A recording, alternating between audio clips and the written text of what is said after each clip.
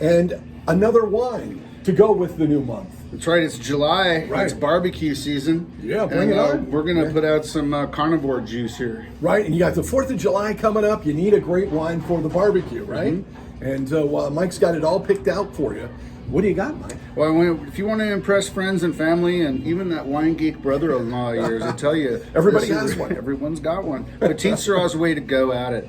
Now, so what's the deal with the Petite Syrah? I would argue it's even more of a uniquely California wine than Zinfandel is. Right. Because it's a hybrid, meaning that some guy over in France, his name was Professor Durif, he actually hybridized the grape. Okay. And this was in the 1870s when he was trying to figure out how to beat a contagion that we'd put in their soil called phylloxera. Okay.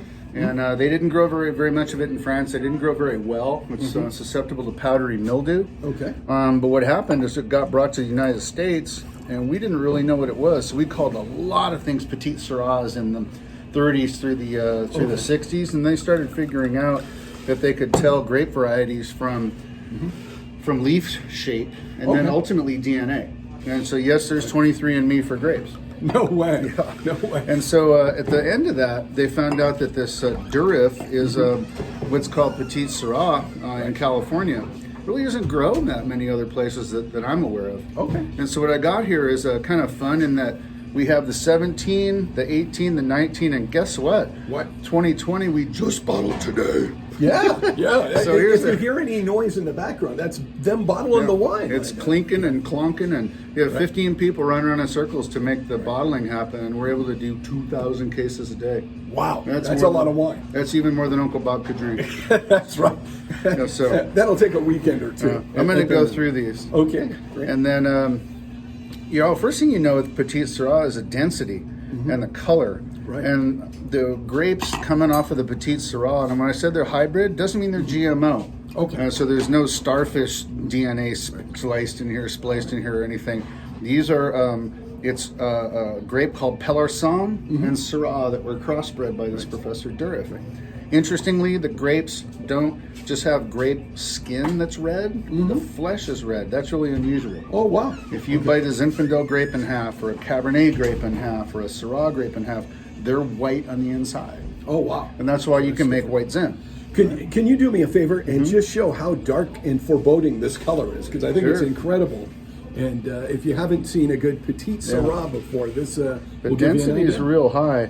And the way to look at this another way is to put a white piece of paper behind it and to see what kind of density color you got there. Wow. And so that's the thing. And when back in the barrel room, when we're tasting these, we like to say that they almost glow. Right. And, so the 17 is the one that's out right now. We're running low on it, but it's in the club. We were going to run out pretty quick, so maybe this is one of the last bottles I get. Who knows?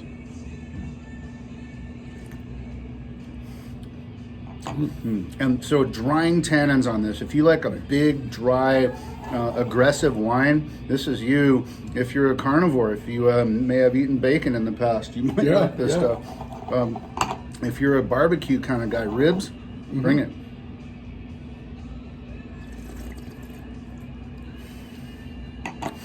'18's got a really nice layer of fruit.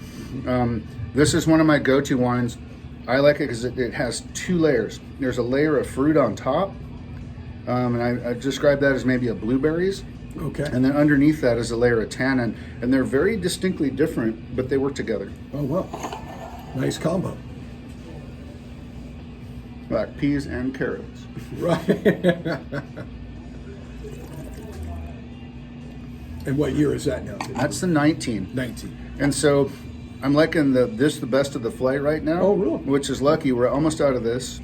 I got a bunch of this that's in front of us to be able to sell. These are also the wines that are in competitions right now.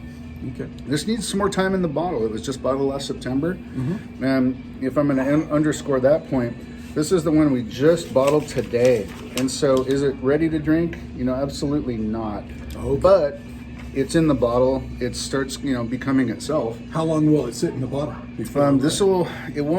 Nothing will happen to it for about 5 weeks, and then we do like a preview of it for our Futures release party. Okay. And then after that, this will go away for about 6 months to a year to 2 years. And as soon as these other ones sell out, this will be on the bar. Okay, there you go. So coming soon, futures, and so that's how That's is it? nice. It's actually in between these. Okay. Because it just got bumped around and everything. It doesn't have the youngness of this. Okay. It's not as settled as this one. After this one's been in the bottle about a year and a half, maybe 2 years now, and these are getting to the point where these are in much better shape.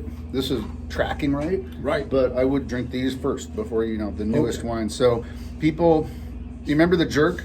I want the youngest wine. I want the newest wine. I'm not sure about that. Also, the oldest wine isn't the best one either. We'll make that a subject of a future video. Yeah, it sounds great. Sounds great. Okay. So, come and check it out this month of July.